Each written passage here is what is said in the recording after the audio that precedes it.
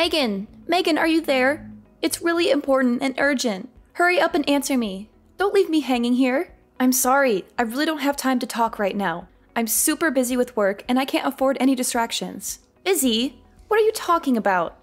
I never see you leave the house. Aren't you just like a full-time housewife or something? You know, cooking, cleaning, taking care of the kids, that kind of stuff. How hard can that be? My brother must be very stressed and miserable to marry a useless wife like you. Hey, you watch your mouth. I've told you a bunch of times already that I work from home. I have a remote job as a web designer, and I have deadlines and projects to finish. And before you ask, yes, my husband and I basically make the same amount of money. We both have successful careers, and we're both very happy with our arrangement. Well, 1, who said I was going to ask? And 2, I really doubt that. I mean, isn't he a manager at some Fortune 500 company or something like that? Are you really trying to say that you make the same amount as someone with that kind of prestigious and high-paying job? Well, if that's true, then you guys must be really swimming in money over there, huh? Man, you better be lying or something, because I am so jealous right now if that's true. How about sharing a little bit of that with me? I wouldn't mind a weekly allowance, you know? Just a small token of your generosity. What are you talking about? Does that have anything at all to do with why you messaged me in the first place? You said you needed to talk to me about something important and urgent. What is it? Oh, come on. Don't change the subject. I know you got more money than you know what to do with. Why can't I have some too? You're my sister-in-law after all. You should help me out when I'm in need. Maybe because the money we have, we worked really hard to earn. We didn't just get lucky or inherit it from someone. We studied hard, got good grades, went to college, got degrees, applied for jobs, worked our way up the ladder, and saved up for our future. We didn't spend it on frivolous things or waste it on bad habits. We made smart choices and we're proud of them. I mean, I know you had that part-time job for a little bit while you were in high school, but have you ever even had a job after that? That's what I'm saying. That's why I need money, because I don't have a job and I don't want one either. They're boring and stressful and they take up all your time and energy. Besides, my boyfriend and I want to travel somewhere and we need money to do that. We want to see the world and have fun and enjoy life while we're young and beautiful. Then do what we did. Find a job, work hard, save up, and then you can go on your trip. That's how most people do it. Are you serious? But that's so lame. I could never do something as uncool as that. Are you calling having a job uncool? It's not that I disagree with you, but I really worry for your future if that's how you think of working. How are you going to support yourself when your boyfriend dumps you or when your parents stop giving you money? Well, duh. That's because I'm just going to marry rich and never have to worry about any kind of lame stuff like that. That's my dream and my plan. And don't worry about my boyfriend dumping me or my parents cutting me off. They love me too much to do that. What? Is that really your plan? Just marry rich? Has it ever occurred to you that someone that rich might want someone just as motivated to work and succeed? What? And are you trying to say that I'm not that kind of person or something? Are you trying to insult me or hurt my feelings? Because if you are, then you're doing a terrible job at it. Well, I know you don't have a job, and I'm pretty sure you never do any kind of housework either, so... And you're cooking. Well, remember what happened last time you tried to make something for the family, right? We all just ended up ordering takeout after one bite. You said you wouldn't bring that up. That's not fair. And remember that healthy dish you tried to make that one time? It was that stew that you just dumped a whole bottle of vinegar and that terrible health powder into? Oh man, that was a classic. But anyways, I guess my point was to say that you probably don't cook much around the house either. You probably just order food or eat out all the time. It wasn't the whole bottle, you know. Besides, we'll just hire a maid for all those kinds of things, so problem solved. Yes, you're very clever. Alright, well, do what you want, I suppose. Anyways, I have to deal with some clients, so I can't text anymore. See ya. That's fine. I was going to head over to your place to hang out anyways. What? You mean, like right now? I'm sorry, but I have a couple of friends coming over tonight. Let's hang out another day, okay? Oh, don't worry. I don't mind. They won't bother me at all. That's not what I was worried about. I'm the one who's going to be bothered. You always crash my parties and make everything awkward and annoying. Do you remember the last time you went to my house while my friends were here? You made fun of our hobbies and interests and acted like you're better than us, which caused trouble and drama and ruined the mood for everyone. I already said it'll be fine. See you in a little bit.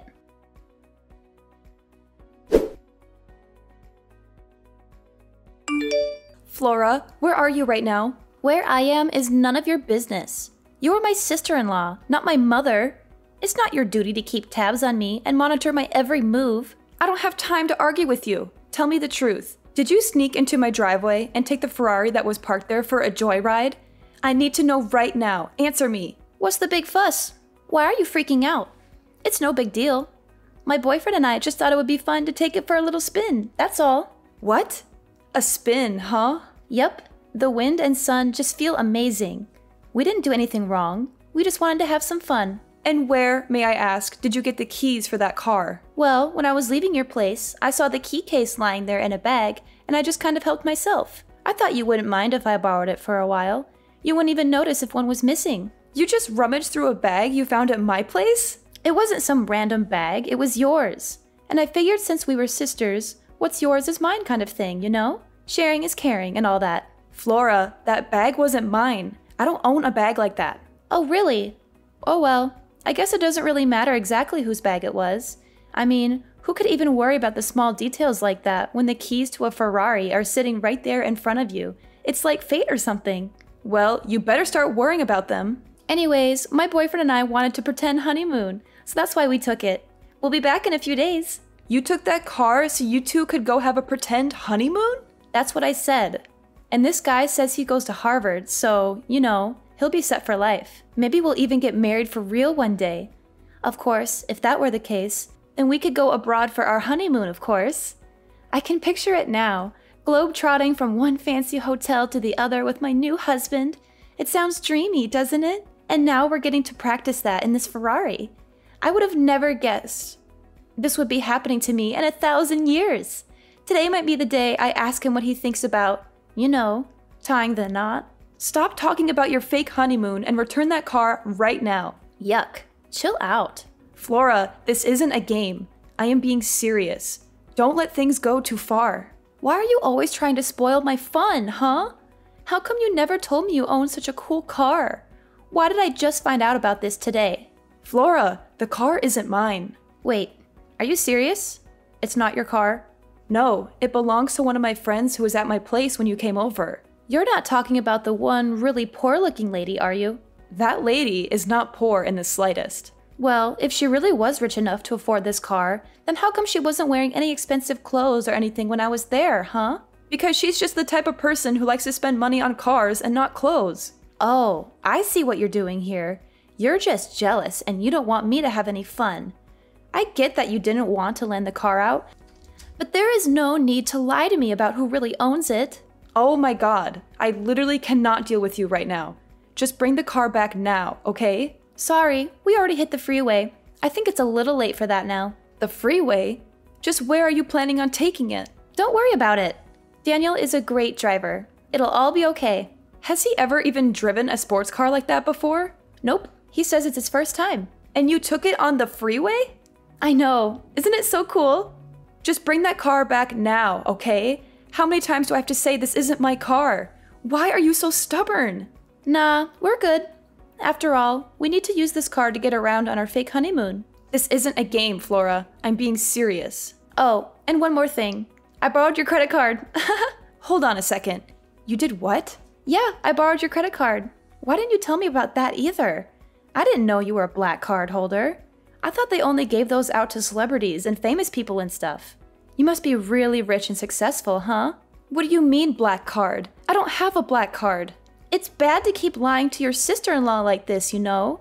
You should be more honest and generous with me. After all, we're family, right? Wait, I am being serious. Do you have a problem with reading comprehension? That card is not mine. It belongs to someone else. Anyways, we'll be taking both your card and your car for our little escapade. We already stopped to get lots of clothes and other supplies for our trip with the card.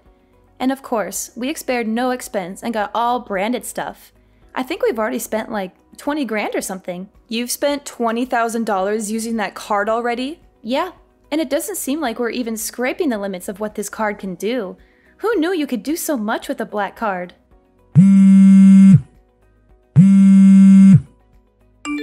Man, you are persistent. Look, Megan, I'm trying to enjoy my fake honeymoon here, so I'm going to block you until we get back. Flora, you better not. Too late. Bye-bye.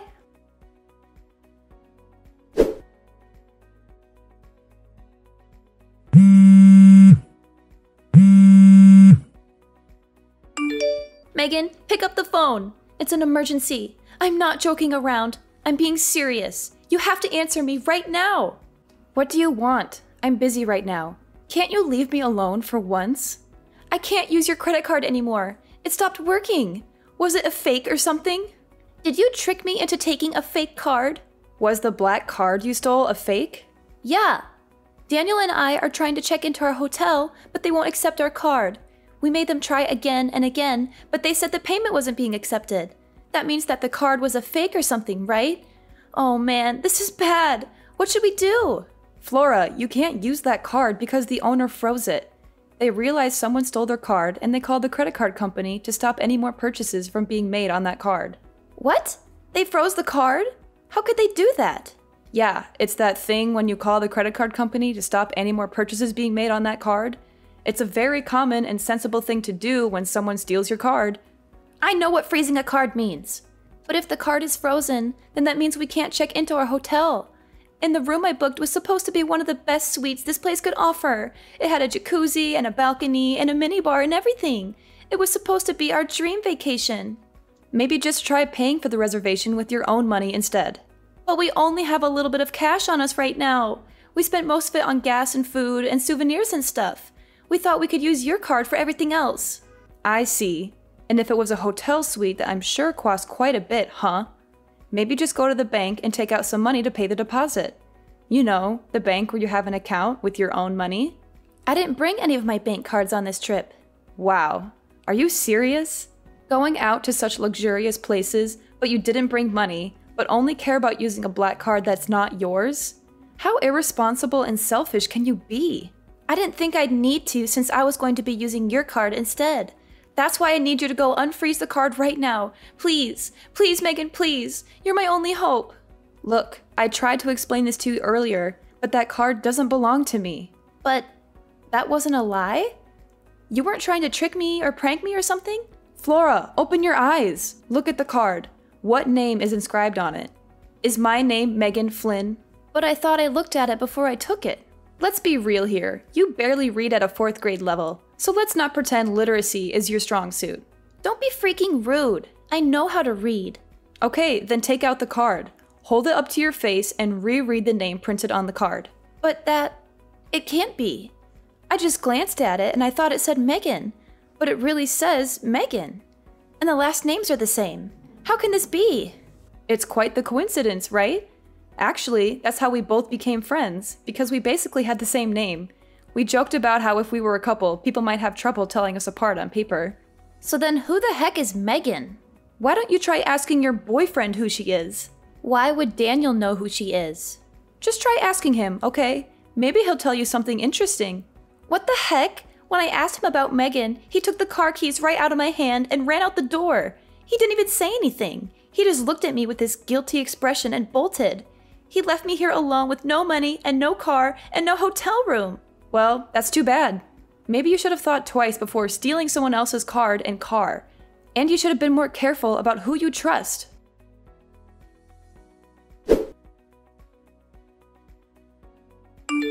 Hey Flora, were you able to catch Daniel in the end? Did you find out why he ran away from you like that? Well, you could say that, but the truth is that he just crashed the Ferrari. What do you mean he crashed it? How did that happen? Did he get chased by the cops or something? Right as he was trying to make his getaway, he got carried away, slammed on the pedal, and drove right into the parking lot fence. The front of the car has a little dent, but at least Daniel was totally fine. He didn't get hurt or anything. Do you realize what you've just done? What's the big deal? I just do not get you. I mean, just take it to the mechanic and it'll be fine, right? You're always freaking out over the tiniest stuff. It literally drives me crazy. You can't control my life. Look, I'm glad that your boyfriend was okay? But this is not just some little mistake. This is a huge mess. Besides, have you even figured out just why your boyfriend panicked and tried to run when you asked him about Megan? Oh, actually, now that you mention it, I forgot to in all the excitement. But anyways, can't you just tell me what's up? Why are you being so secretive and mysterious? Daniel is Megan's younger brother. He's a what? I never knew that. How come he never told me? Do you remember that one time, I can't recall exactly when, but there was this dinner party I was going to that you weren't invited to, but snuck in anyways? Well, that's where you first met Daniel, right? What does that have to do with anything? Wait, was that place Daniel's sister's house? Yes, it was. Anyways, maybe you've heard from Daniel, but Megan and him have a pretty strange relationship, so that's probably why he flipped out when you told him that the cards you just borrowed actually belonged to his older sister, Megan. So that means that the car also belongs to Megan? Yes, that's what I've been trying to tell you. The car and the card are both hers. Come again? Okay, I'll try to explain everything from the top one more time. Neither the Ferrari you were driving nor the black credit card you were using belonged to me. Both of those things that I just listed above belong to Megan. Wait, so then her own little brother doesn't even know what kind of car she drives? Well, she just picked up the car about 3 days ago or something. I'm not sure Daniel ever knew she owned it to begin with. At least that's what Megan is telling me right now. Megan is there with you? Yup. And is she mad at all? I would describe her as very mad, actually. And after using her card to buy $20,000 worth of crap on top of all the fees you'll have to pay to take the car into a specialist who deals with imported cars, you're probably looking at about $100,000 in damages, at least. $100,000? And that would be the low end of how much you might owe at the end of this. That is why Megan has just been furious since this morning, really. I mean, who knows what she'll do to you both when you get back. Honestly, she's had a pretty scary face all day. It's starting to creep me out. I'd be worried. It's that bad, huh? Seems that way, yes. And one more thing. What else could you possibly have after all that? Well, we got a call from the hotel you two were just trying to check in at. The hotel called you? What did they want to talk about? Well, Megan's husband actually manages a resort company, and it turns out he's pretty close with the owner of that hotel. So he got a call right away when someone using his wife's card showed up. Wait, what are you getting at? What are you going to say next? I'm getting there. Anyways, I guess the police showed up to the hotel to ask about who this person with his wife's card was and was asking Megan's husband if they wanted to pursue any legal action. I mean, I won't lie. She's not a lady you want as your enemy. Anyways, on that note, I gotta go. See ya.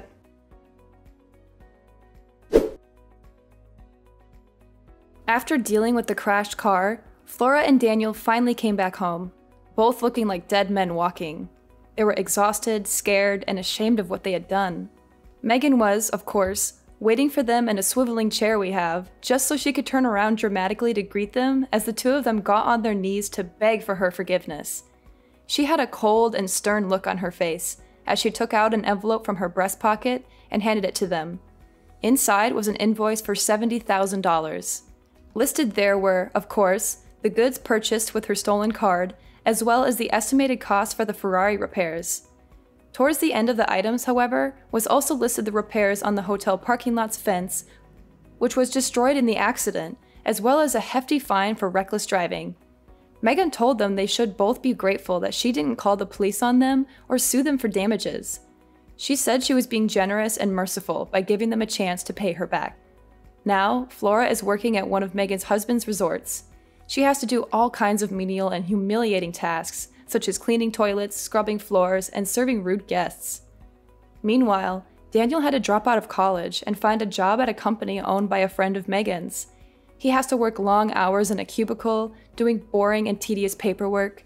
He also has to endure the constant mockery and harassment of his boss and coworkers, who know he is there only because of Megan's influence. She made sure to wish them both good luck in paying back every single dime they owe. She also said she would be keeping an eye on them and monitoring their progress. She still goes to check on the two of them periodically.